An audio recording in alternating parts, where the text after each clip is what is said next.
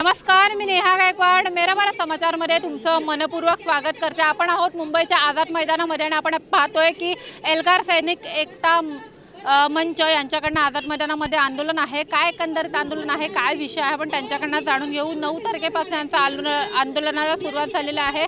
अध्यक्ष आहेत आपल्यासोबत संवाद साधण्यासाठी. काय सर, सैनिकांच्या मागण्या घेऊन आपण आझाद मैदानामध्ये एल्गार गेलेला आहे आणि एकंदरीत काय मागण्या आहेत, काय सांगा. आपलं गेली 75 वर्ष. पहिले तुमची ओळख द्या.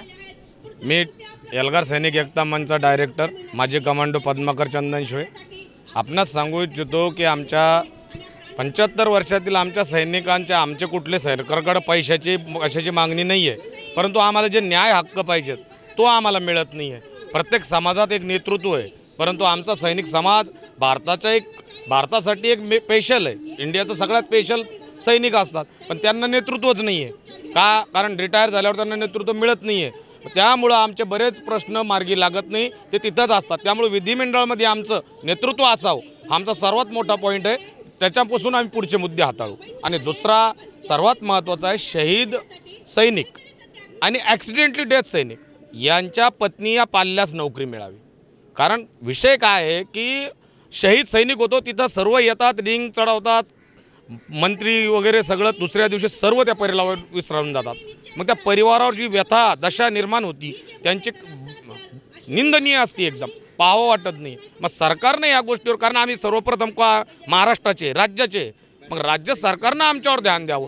तुम्ही प्रत्येक क्षेत्रामध्ये प्रत्येक सर्व नोकरीदाराला कोणी शहीद झालं या त्यांचं वारलं की नोकरी दिल्या जाती, त्यांना फायनान्शियल मदत होती. आम्हाला कुठलीच मदत होत नाही आहे. त्यामुळं आमच्या जोपर्यंत नोकरी करतो तोपर्यंत पगार, त्याच्यानंतर काहीच नाही. मग त्याच्यानंतर महाराष्ट्र सरकार काही देतच नाही आहे. आणि त्यामुळं त्या परिवाराची व्यथा एकदम दुर्धर हे होऊन जाते.